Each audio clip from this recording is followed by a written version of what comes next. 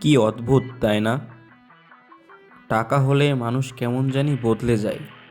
চলন বলন, কথার ধরন সব কেমন পাল্টে যায় না? এইটুকু কাগজের এত পাওয়ার!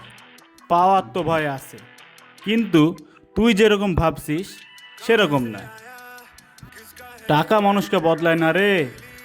আসলে টাকা থাকলে মানুষ তার আসল রূপটা দেখাতে পারে। টাকা মানুষকে নিজের মতো বাঁচার স্বাধীনতা দেয়।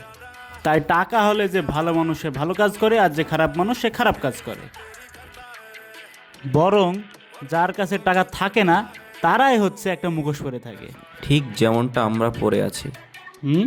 মানে এই যে আমরা রোজ শার্ট প্যান্ট পরে অফিসে যাই, বসের খিস্তি খাবো জানি, তারপরেও good morning sir, good afternoon sir, yes sir.